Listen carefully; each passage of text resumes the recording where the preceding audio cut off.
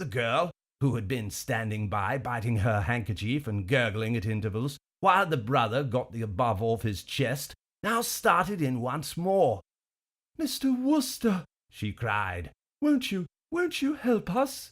Oh, do say you will. We must have the money to get back the cheque from Colonel Musgrave before 9 o'clock. He leaves on the 9:20. I was at my wits' end what to do when I remembered how kind you had always been. Mr. Wooster, will you lend Sidney the money and take these as security?" And before I knew what she was doing, she had dived into her bag, produced a case, and opened it. "My pearls," she said.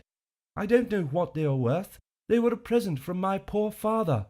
"Now, alas, no more," chipped in the brother. "But I know they must be worth ever so much more than the amount we want." Dashed embarrassing. Made me feel like a pawnbroker. More than a touch of popping the watch about the whole business. "No, I say, really," I protested. "There's no need of any security, you know, or any rot of that kind.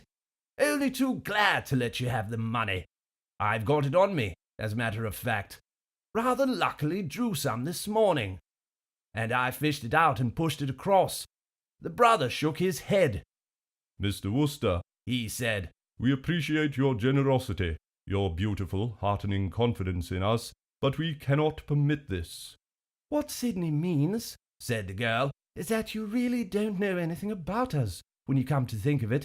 You mustn't risk lending all this money without any security at all to two people who, after all, are almost strangers. If I hadn't thought that you would be quite businesslike about this, I would never have dared to come to you." "The idea of, pledging the pearls at the local Mont de Piet was, you will readily understand, repugnant to us," said the brother. "If you will just give me a receipt, as a matter of form." "Oh, righto."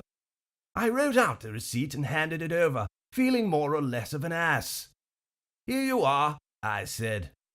The girl took the piece of paper, shoved it in her bag, grabbed the money and slipped it to brother Sidney, and then, before I knew what was happening, she had darted at me, kissed me, and legged it from the room. I'm bound to say the thing rattled me. So dashed sudden and unexpected.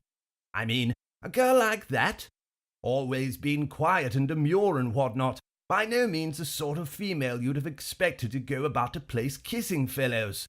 Through a sort of mist I could see that Jeeves had appeared from the background and was helping the brother on with his coat, and I remember wondering idly how the dickens a man could bring himself to wear a coat like that, it being more like a sack than anything else. Then the brother came up to me and grasped my hand. "I cannot thank you sufficiently, Mr. Wooster." "Oh, not at all." "You have saved my good name. Good name in man or woman, dear my lord," he said, massaging the fin with some fervour, "is the immediate jewel of their souls. Who steals my purse steals trash. 'Twas mine, 'tis his, and has been slave to thousands. But he that filches my good name robs me of that which enriches not him, and makes me poor indeed. I thank you from the bottom of my heart. Good night, Mr. Wooster." "Good night, old thing," I said. I blinked at Jeeves as the door shut. "Rather a sad affair, Jeeves," I said. "Yes, sir. Luckily I happen to have all that money handy." "Well, yes, sir." "You speak as though you didn't think much of it." "It is not my place to criticize your actions, sir, but I will venture to say that I think you behaved a little rashly." "What? Lending that money?" "Yes, sir.